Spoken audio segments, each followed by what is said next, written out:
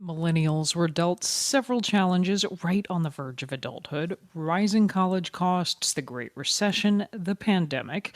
So, how does millennial wealth stack up against the generations who came before them? Greg Rosalsky from our Planet Money podcast reports. Anna Hernandez Kent is considered a young millennial, old enough to have friends who still wear skinny jeans, yet young enough to have friends who still spend too much time making videos on TikTok.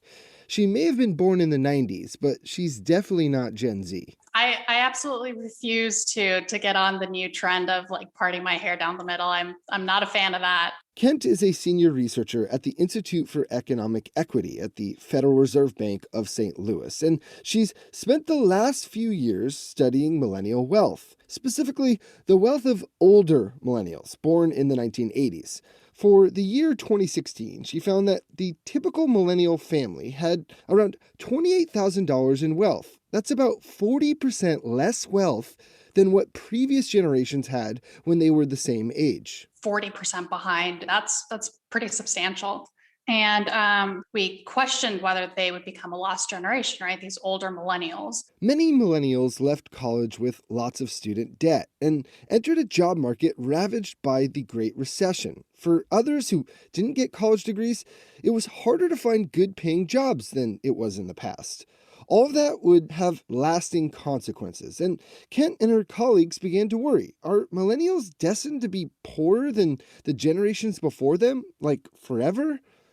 Last year, new data came out, and they jumped at the chance to see how millennials, now in their mid 30s, have done. Have they fallen further behind? Have they gotten closer to where we would have expected them to be? First, the good news. The wealth of the typical millennial family did jump substantially from $28,000 in 2016 to $51,000 in 2019.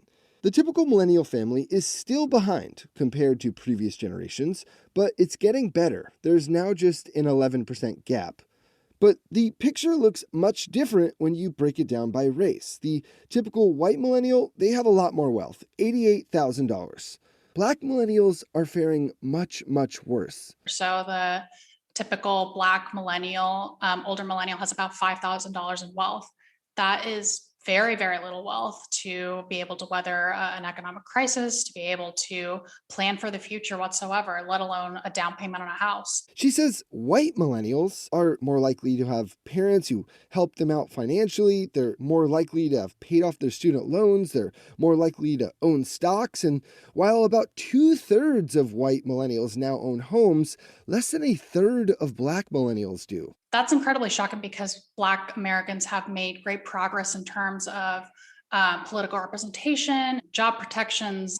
It doesn't seem to be translating into wealth gains. And Kent's research is especially troubling because Black millennials aren't only trailing white millennials.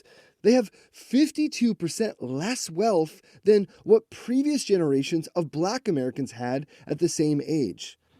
And this data was all collected before the pandemic. Greg Rosalsky, NPR News.